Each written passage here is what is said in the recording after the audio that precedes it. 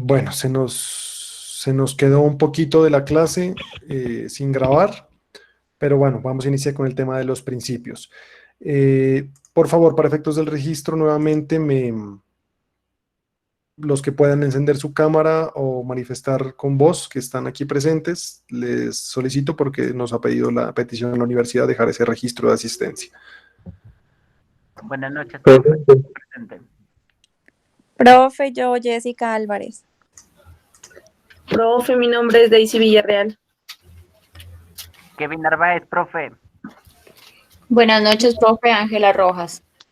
Buenas noches, Profe, buenas noches, Felipe Morales. Buenas noches, profe. David Ruano. Buenas noches, profe Jesús David Romero. Buenas noches. Buenas noches, Profe Joana Mejía. Buenas noches, profe Maylio Bando. Buenas noches, profe Diego Moreno. Buenas noches, profe John Jairo Erazo. Moreno. Hola, profe, buenas noches. Alexandra Delgado.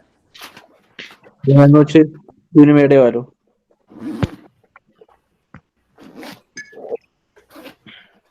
Jorge Enríquez.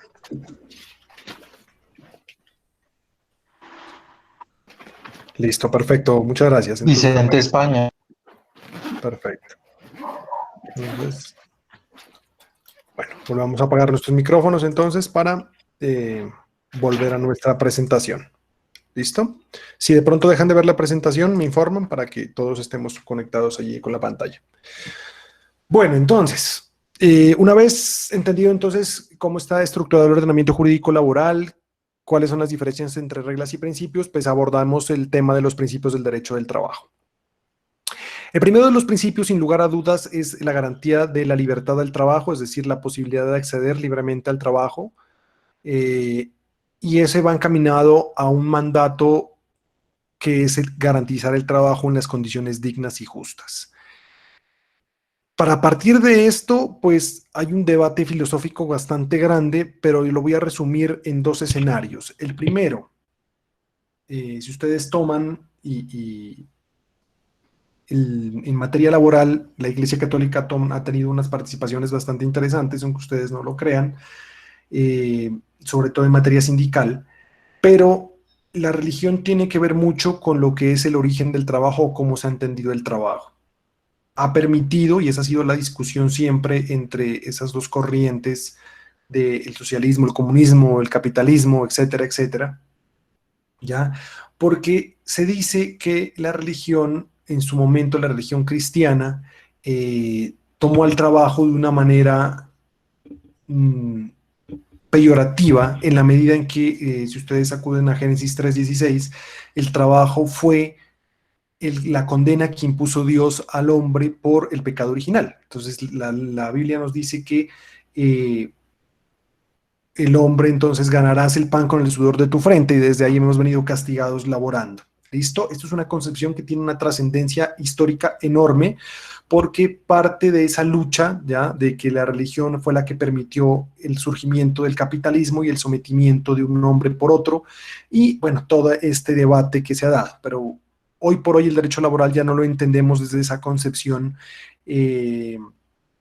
confrontacionista, es decir, de la lucha de clases, que nos deja la corriente del marxismo, sino más bien como un instrumento de reivindicación de los derechos de la clase trabajadora. Entonces, y para llegar a esa concepción, digamos, de que el derecho laboral es eso, la reivindicación, entonces parte de ese reconocimiento que se hizo en la Primera Guerra Mundial, de que el trabajo es la forma en que el hombre y la mujer, digamos, el ser humano alcanza su dignidad. Entonces viene ese derecho, esa frase de cajón de que ningún trabajo es deshonra, de que el trabajo dignifica al ser humano.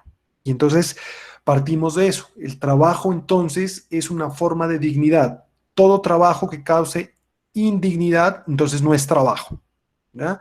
Todo trabajo que someta a una persona a una condición de indignidad no es trabajo, de ahí que se liberan entonces todas esas necesidades de terminar con la explotación que originó la revolución industrial y el capitalismo salvaje, pues que termina con el derecho, el Estado liberal clásico, en el cual los estados no intervenían en las relaciones entre particulares, el dejar de hacer, dejar pasar, ¿ya? Y entonces vino la explotación de los seres humanos por parte de los dueños de los medios de producción. Entonces, eso es una realidad que originó unas revoluciones sociales que conllevan el derecho laboral que hoy tenemos. Pero entonces, el derecho al trabajo se garantiza en la medida de que haya acceso al trabajo, no haya trabajo forzado, y que el trabajo que se consiga pues tenga unas condiciones dignas y justas. Entonces, dignas, es decir, que garantice la dignidad del ser humano mínima, ya que se requiere para no dejar de ser humano, porque si pierdo la dignidad es un derecho natural. O sea, si yo pierdo la dignidad, me están sometiendo a una condición de inhumanidad. Y justas, la identidad de justicia, lo que significa justicia, no es lo mismo que el derecho. ¿Ya? Eso es un debate que siempre hay que advertirlo, no es lo mismo derecho y justicia. Derecho es la normatividad, digamos, lo que nos da el ordenamiento jurídico, y justicia es en la medida en que este derecho alcanza los postulados establecidos en los principios jurídicos. Entonces, todo lo que vamos a abordar de aquí en adelante busca eso, digamos, que el trabajo se garantice con condiciones de dignidad y que alcancen estos principios generales del derecho del trabajo, en la medida que si se alcanzan esos principios, pues estamos hablando de que está en condiciones justas. Entonces yo aquí en la presentación he dejado una relación de las normativas que contienen ya esos principios. No los vamos a desarrollar desde el punto de vista normativo, pero al que quiera profundizar en el tema los puede consultar. ¿Listo? Entonces, el primer principio de base es el derecho, el trabajo en condiciones dignas y justas. El segundo principio es la remuneración mínima vital y móvil. Partiendo de un principio, no existe trabajo gratuito. Yo siempre le suelo decir a mis estudiantes, si usted lo tienen trabajando en el negocio familiar y no le pagan salario ni prestaciones sociales, o usted es socio o lo están esclavizando. Sencillo, porque en Colombia no existe el trabajo gratuito, ¿ya? Entonces, si yo soy socio, a final del ejercicio yo recibo utilidades. Y si estoy trabajando y no me están pagando, pues sencillamente estoy en una circunstancia de trabajo gratuito, que en Colombia está proscrito. Está solo, ya lo vamos a ver el ejemplo, únicamente se puede hablar de trabajo gratuito en las congregaciones religiosas, como por ejemplo la universidad en la que estamos laborando y estudiando. ¿Listo? Todo su organismo de miembros de la congregación religiosa, ellos no están bajo un contrato de trabajo, tienen otro tipo de vinculación.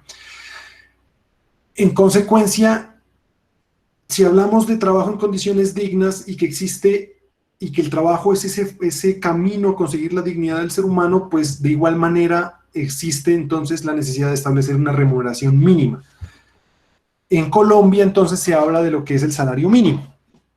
El salario mínimo parte de esa presunción y es que garantiza la dignidad del trabajador y de su familia, porque siempre se parte de que el trabajador no vive solo, sino que existe una familia detrás. Si estos 800.000 pesos que nos pagan como salario mínimo garantiza o no la dignidad en Colombia, pues es un debate que hay que darlo en la medida en que eso genera menor desigualdad social, pero digamos se parte de esa presunción legal. El salario mínimo que parte en esta concertación de política salarial, ¿ya? Que es un órgano tripartito que integran los máximos representantes de los empleadores, como son FENALCO, ACOPI, distintas agremiaciones del orden industrial y comercial, y los máximos representantes de los trabajadores, que en este caso son de las federaciones y confederaciones de sindicatos, ya se reúnen con el gobierno nacional para fijar el aumento del salario mínimo. En este caso, por ejemplo, tienen hasta el 28 de diciembre para tomar un acuerdo sobre las condiciones económicas del país, sobre las condiciones de la empresa pública y privada y sobre las necesidades de los trabajadores en la medida que se requiere que el poder adquisitivo de ese salario pues garantice esa dignidad humana. Entonces, Si hasta el 28 de diciembre no lo logran hacer, el presidente lo fija por decreto de acuerdo con sus indicadores económicos. Entonces, en Colombia y en el mundo existe el principio laboral de la remuneración mínima, pero esa remuneración mínima pues también tiene que ser vital. Entonces hablamos del principio del mínimo vital. El principio del mínimo vital también tiene que ver con la dignidad humana y hace alusión a que a un trabajador debe garantizársele ese mínimo vital de subsistencia, ¿ya?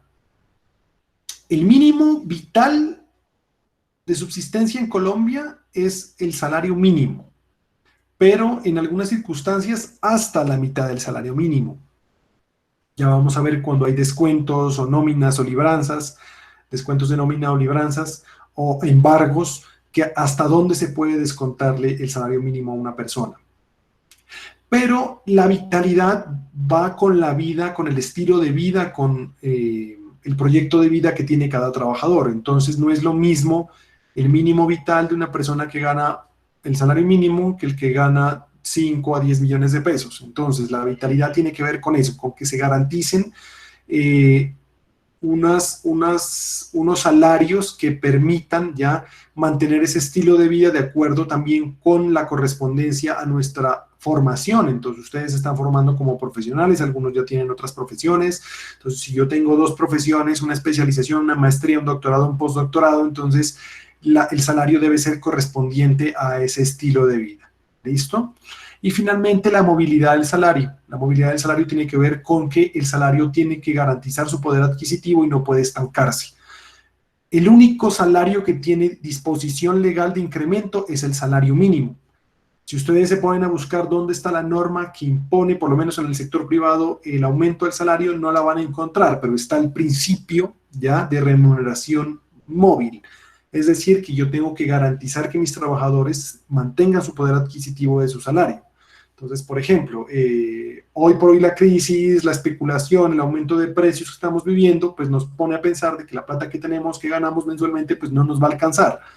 Más si tenemos que pedir a domicilio, que los precios están por el aire, etcétera, etcétera. Entonces debe haber un acompañamiento en ese sentido, unos alivios que garanticen la movilidad del salario. En el sector público, sí, por norma o por presión sindical existen unas normas. El presidente de la República es el encaminado a determinar cuáles son los topes máximos de los salarios de los servidores públicos a nivel nacional y territorial, y él hace unas proyecciones conforme al IPC, y sobre eso pues es el aumento de los salarios de los trabajadores del sector público. Sin embargo, en el sector privado pues queda una vez maniatado únicamente a ese factor del IPC. ¿Listo? El indicador de precios, el índice de precios al consumidor. Pero, digamos, he conocido casos de salarios estáticos. Entonces, una persona lleva ganando 2 años, 4 años. Entonces uno dice, bueno, pero entonces no es lo mismo cuando entró ahora. Entonces, hay el deber de garantizar ese aumento en los salarios. Uno de los principios... Profe, una pregunta, perdóneme. O sea que cada empresa, digamos, si el salario mínimo aumenta cada año, ¿verdad? Entonces, los que ganan el salario mínimo, pues obviamente aumentan. Pero entonces, muchos de sus empleados que tienen un salario mayor, es necesario que uno como empleador aumentar el mismo porcentaje en el salario que subió el salario mínimo a los demás empleados, ¿o eso es aparte? Entonces, esa es la discusión. ¿Cuál es el deber del empleador? Entonces, en el caso del sector privado, diríamos que existe el deber de garantizar ese aumento salarial de conformidad pues, con su situación financiera como empresa, pero también de conformidad con los indicadores económicos nacionales. Entonces, la recomendación que se hace es el IPC. ¿Ya? No existe, digamos, una norma concreta que nos diga en el sector privado deberá aumentarse conforme al índice de precios al consumidor. ¿Ya? Eso depende de muchas circunstancias, en especial porque, ya lo vamos a ver más adelante, los derechos laborales son mínimos, es decir, de ahí para allá todo lo que venga de acuerdo con unas herramientas que tenemos. Entonces, por ejemplo, un sindicato fortalecido en una empresa puede lograr un aumento superior al IPC o incluso el aumento hasta el salario mínimo. Entonces, ¿cuál es la recomendación que hace uno desde el punto de vista legal? Hágalo conforme al IPC. ¿ya? Eso sería como un indicador de base para decir, listo, tiene el deber de aumentarles hasta el IPC, pero eso finalmente depende de cada empresa, de sus circunstancias económicas. Listo, profe, gracias. Bueno, ahora, un segundo principio es la garantía del derecho obligatorio, del descanso obligatorio, perdón. ¿Por qué? Porque vimos que en la época de la Revolución Industrial hubo jornadas de 18 horas, de 16 horas, de 12 horas. De lunes a domingo el trabajador no tenía vida, ya era prácticamente un esclavo con una remuneración, sin ningún tipo de garantías sociales. Entonces se hace o se da la obligación de establecer unos descansos obligatorios. ¿Cuáles son los descansos obligatorios? Les pregunto yo. En un ordenamiento jurídico, laboral. Como las vacaciones. ¿Pueden ser los 10 compensatorios? O sea, lo compensatorio no, son las vacaciones y el trabajo, digamos, el descanso dominical y festivo en nuestro país. Que de festivos tenemos 25 festivos al año y los domingos, ¿listo? Por eso la persona que trabaja el día domingo pues tiene lugar a una sobreremuneración. Entonces, existe un principio que orienta el derecho laboral y es que el trabajador tiene derecho a un descanso obligatorio. El derecho a la seguridad social. Cuénteme. Una pregunta. ¿Puede regresar a la anterior diapositiva, por favor?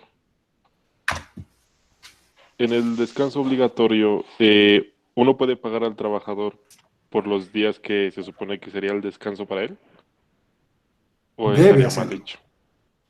No. O sea, el el salario necesita tener las vacaciones, o uno le puede decir, no, listo, pues no va a tener las vacaciones, pero se le va a cancelar los días de las vacaciones. ¿Hay algún inconveniente haciendo eso o se puede hacerlo? Sí, claro. Excelente pregunta. Se me está adelantando un poco al tema. Se me está adelantando un poco al tema, pero le voy a contestar la pregunta porque en la medida que avancemos, pues mucho mejor. Profe, Dígame. ¿en ese caso se cancelaría el doble al trabajador? Verán, sobre el tema de jornada, ya les voy a explicar más adelante en otra sesión, ¿vale? Pero para efectos de comprender el tema del principio de descanso obligatorio y contestar las dos preguntas, es que lo que se privilegia no es el pago, sino el descanso, ¿ya? Porque si no volveríamos a la situación del pasado en el cual con plata yo compro entonces un esclavo, un trabajador 24/7, ¿ya? Lo que se privilegia es el descanso. Entonces, las vacaciones son obligatorias, ¿ya? Al punto de que no se pueden compensar en dinero salvo cuando el trabajador termina su relación o gracias a una reforma del presidente Álvaro Uribe Vélez, ¿ya? Que permitió la compensación hasta el 50%. Reforma que, por ejemplo, pues nosotros los laboralistas no estamos de acuerdo en la medida en que lo que se debe privilegiar es el descanso. Unas vacaciones tan pequeñas como son de 15 días en el Estado colombiano, pues permitir compensarlas limita ese derecho al descanso. Y en últimas, como es un derecho irrenunciable, eventualmente usted le paga al trabajador los 15 días de vacaciones, se las paga, se las compensa en su totalidad, y luego él en un eventual conflicto le puede cobrar los 15 días adicionales porque es un derecho irrenunciable. En Colombia el 100% de las vacaciones solo se compensan cuando el trabajador termina su relación antes de ya cumplir el requisito del año para ir de vacaciones. Entonces ahí sí tengo que pagárselas completas de conformidad con lo que haya trabajado. Y puedo compensar vacaciones, digamos, con el trabajador activo hasta el 50% nos dice la norma. ¿Listo? Y por eso es que cuando el trabajo es en días domingos y en días festivos, está la imposición de pagar el doble, ya en algunos casos, y en otros casos el doble y dar un día compensatorio. ¿Listo? Pero no se me adelanten en ese tema. Para contestarles, digamos, lo que debe quedarnos claros es que cuando hablamos del principio de descanso obligatorio es que se privilegia el descanso, no el dinero, no la remuneración. ¿Listo? Profe, ¿y qué pasa con las empresas que solo dan, digamos, los domingos? Pero si hacen trabajar los hacen trabajar los festivos y no Pues, compensan. no, o sea, Ahí estarían. Verán, yo entiendo que tienen la duda, pero sí les voy a pedir que esas duditas sí las absolvamos en materia de jornada laboral. Les diré, digamos, para que no se vayan a acostar y puedan dormir tranquilos, es que existen dos tipos de trabajos dominicales y festivos, ¿ya? Los ocasionales y los permanentes. ¿Cuáles son los ocasionales? O sea, voy a saltar este tema luego en jornada laboral. El trabajo ocasional es cuando un trabajador trabaja de 1 a 2 domingos o festivos al mes, ¿ya? Entonces, en ese caso, yo tengo dos alternativas con ese trabajador. O le pago la remuneración doblada, es decir, con el recargo dominical, o le doy el compensatorio. Entonces, viene a trabajar el domingo, pero le doy otro día de compensatorio.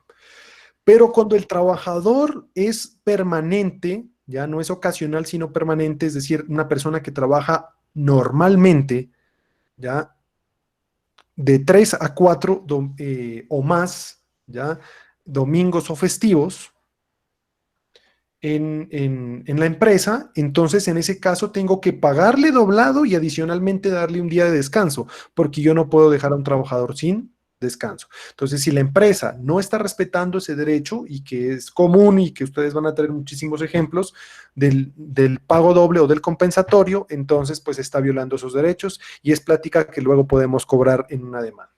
¿Listo? Y que es un derecho irrenunciable y por lo tanto así pacten sobre mármol que van a renunciar a esos derechos laborales porque lo que les importa el trabajo, entonces luego terminan peleando y ese pacto escrito no tiene ningún valor. ¿Listo? Entonces, para que quede claro eso. Bueno. Ahora, el principio del derecho a la seguridad social. ¿Qué es la seguridad social y cómo surge brevemente? La seguridad social, como la entendemos ahora, es un constructo del capitalismo. Se dice que surge por ocasión de las revoluciones sociales, pero realmente surgen inicialmente en Alemania como una respuesta al Estado interventor, es decir, de no dejar a la clase trabajadora sola, pero como una iniciativa estatal desde el punto de vista de la autoridad. Y apaguemos los micrófonos, por favor, ¿o me van a preguntar algo? Listo. Pero surge en Inglaterra como una respuesta al avance de la doctrina comunista. ¿Por qué? Porque la doctrina comunista nos dice que con ocasión de la Revolución Francesa y el adoctrinamiento de la Iglesia Católica, entonces las personas se dividieron en dos clases, los dueños de los medios de producción y la clase trabajadora, y que existe una constante lucha en la cual lo que se busca es que el proletariado, o sea, la clase trabajadora, tome el poder y empiece la dictadura del proletariado y la unificación y la eliminación de la propiedad privada. Entonces, eso empezó a hacer carrera en los países de Europa y en Inglaterra dicen, bueno, hay que darle una respuesta a esto. Y la respuesta es amparar al trabajador en las contingencias y riesgos que tiene normalmente, ¿ya? Hoy por hoy decimos que la seguridad social tiene un principio que es el de la universalidad. ¿Por qué? Porque yo no tengo trabajo, pero tengo salud, entonces hago parte de esa seguridad social. No tengo salario, pero tengo unos auxilios del Estado. Entonces, todo eso es seguridad social. Entonces, pero inicialmente surge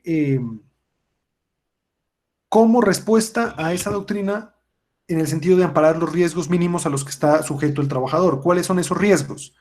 La enfermedad, la invalidez, la vejez y la muerte. Con el rescate de la protección de los derechos de la mujer, entonces se agrega una contingencia que es el estado de embarazo. Entonces, ¿qué es las contingencias que cubre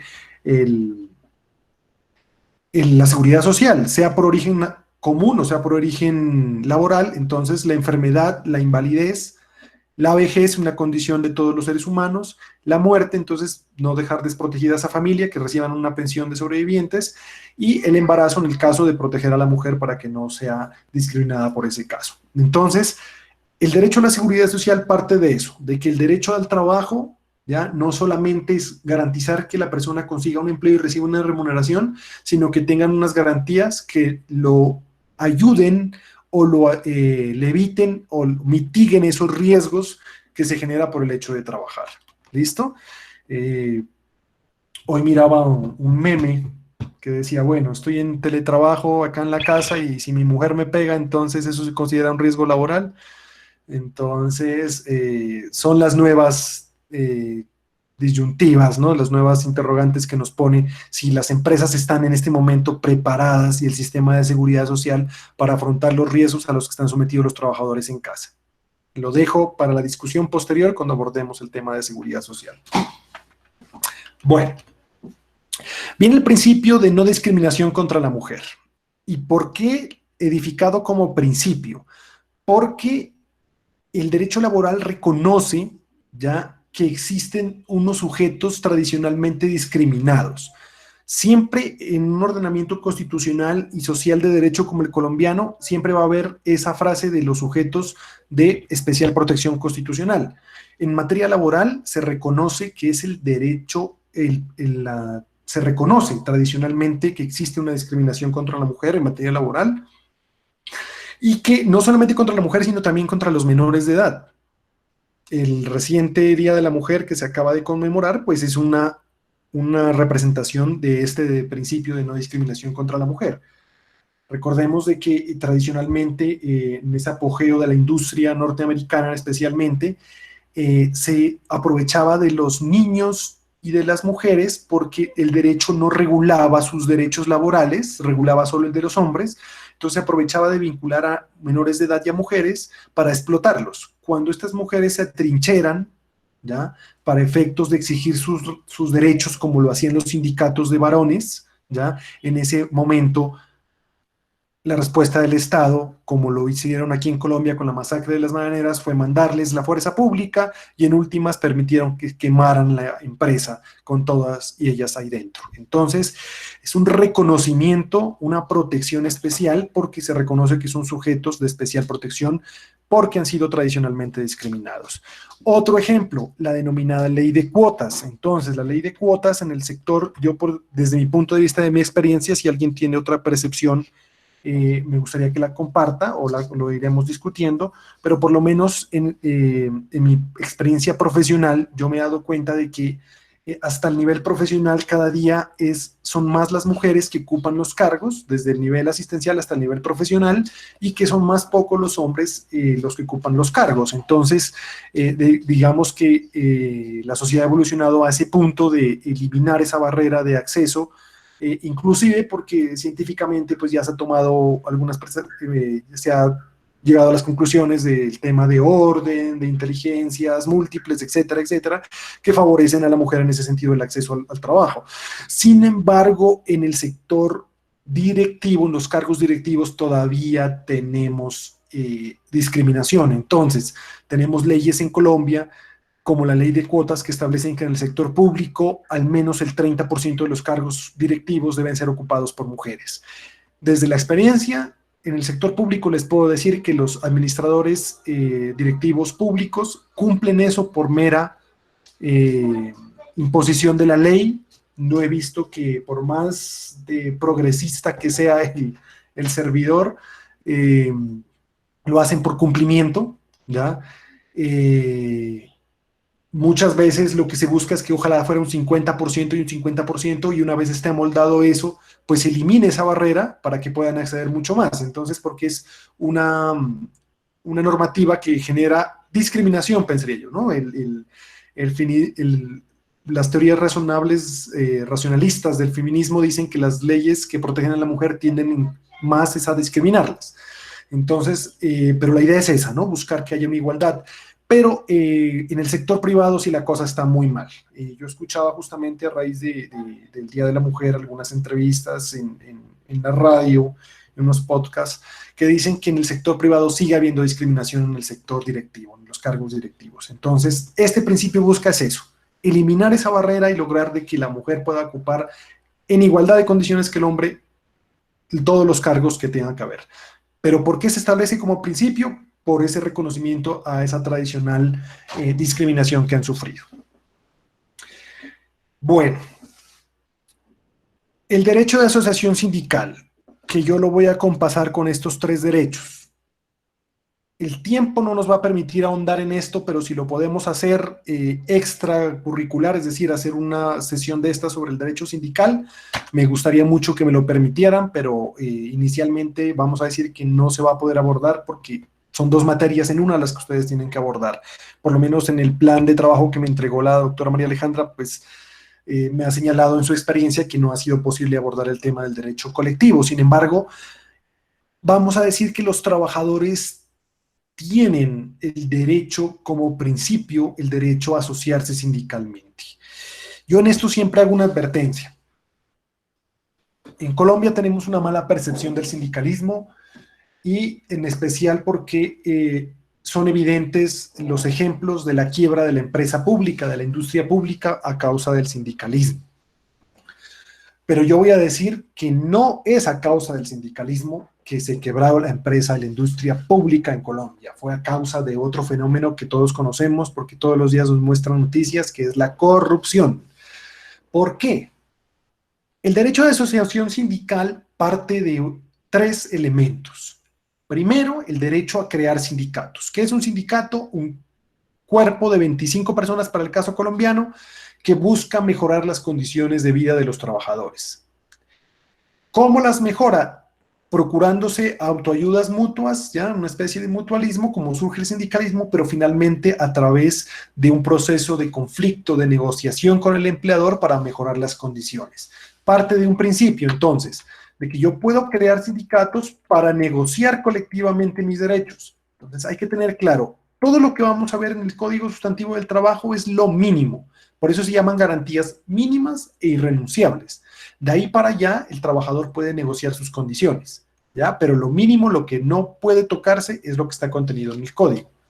Entonces, cuando encontramos anotaciones de que el salario en Colombia, el salario mínimo es ridículamente alto, pues lesiona, por ejemplo, ese principio de que son condiciones mínimas del trabajador.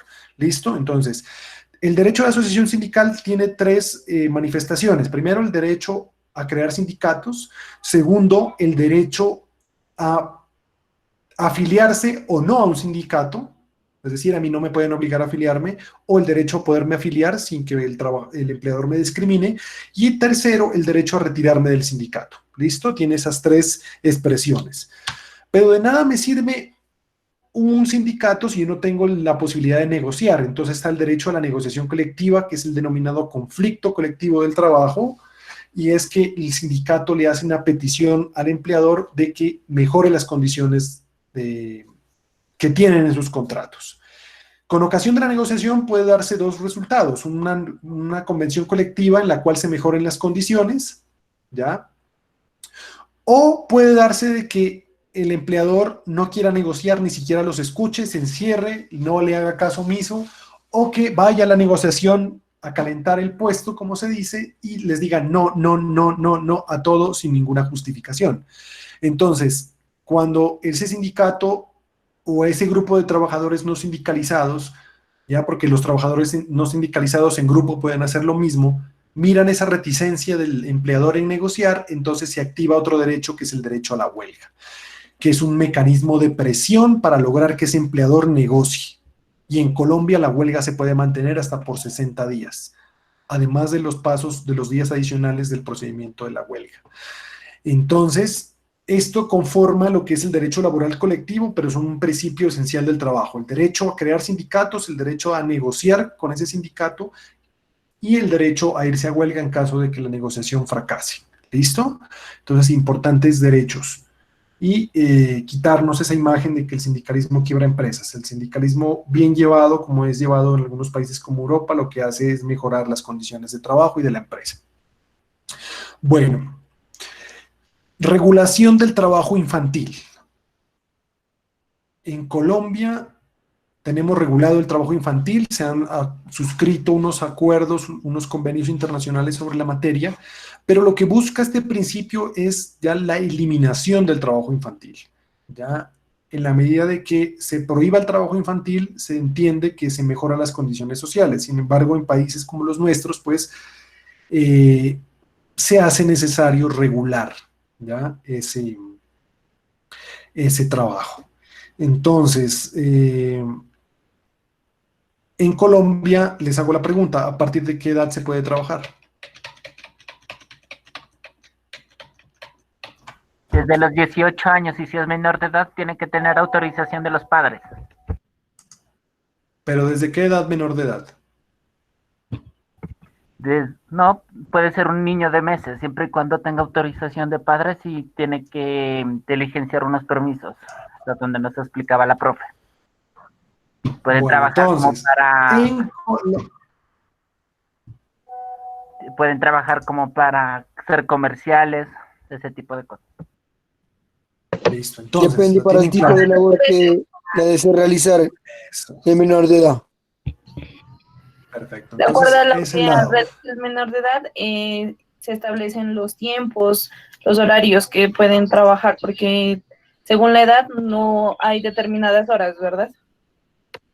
Sí, tal cual. Eso ya lo miraremos en jornada, pero entonces, en Colombia, de acuerdo con el convenio de la OIT firmado, se trabaja a partir de los 15 años. Esa es la edad mínima para trabajar. ¿Listo? Pero en Colombia se reguló el trabajo para los menores de 15 años, que solo lo pueden hacer en actividades culturales, artísticas, deportivas, ¿ya? Y solo pueden trabajar un número de horas que ya lo veremos después. Entonces, el principio de regulación del trabajo infantil es que no hay que dejar desprotegido, porque lo dijimos, es un sujeto de especial protección.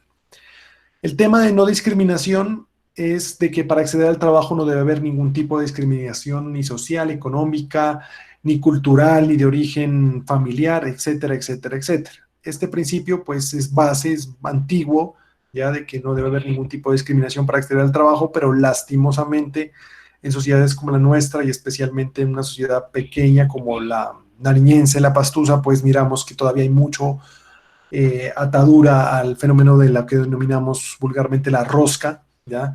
Pero que hay que tratar de eliminarlo porque eso lo que impide es acceder al trabajo por medio del mérito, sino por otro tipo de circunstancias que generan discriminación.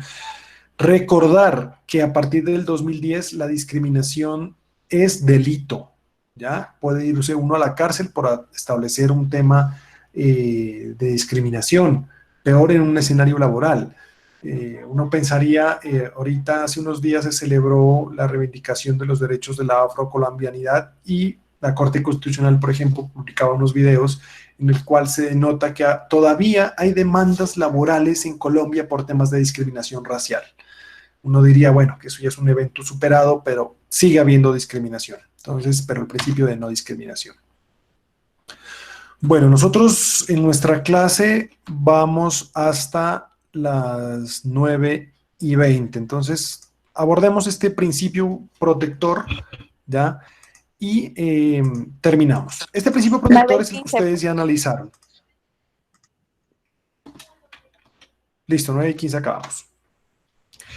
El principio protector es el que ustedes abordaron como los principios de indubio pro operario, favorabilidad y condición más beneficiosa. Para abordarlos, yo generalmente les suelo hacer la pregunta porque entiendo que hicieron unas exposiciones, pero con los otros grupos, porque miramos laboral con 3 grupos en este semestre, me daban unos ejemplos un poco confusos, entonces los voy a abordar. Si alguno tiene una pregunta, por favor, me interrumpe. Entonces, el principio protector, ¿qué busca? Busca proteger al trabajador de 3 circunstancias importantes. Primero, la interpretación amañada de normas. Segundo, la contradicción entre normas. Que tenemos una clase a las 9:15. Los investigadores a favor de la preservación. Entonces, ¿suspendemos allí? Sí, profe, muchas gracias. Mañana Bueno, vamos a dejar ahí por esta ocasión. Escúchenme, por favor, luego se despiden. Una última información. Listo. Congelen sus micrófonos, por favor. Bueno, nuevamente,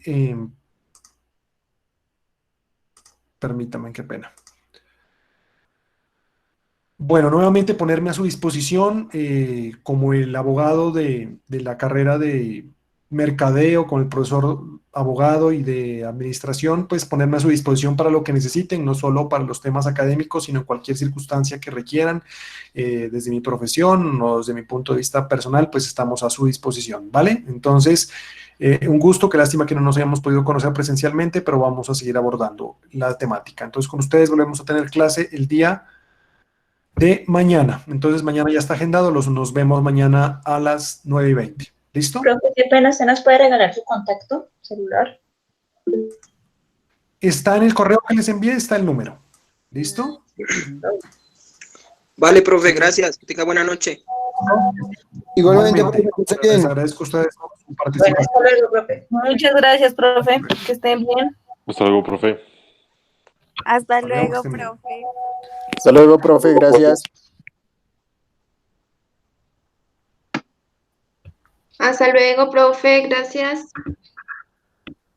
Hasta luego. Buenas noches, profe, gracias.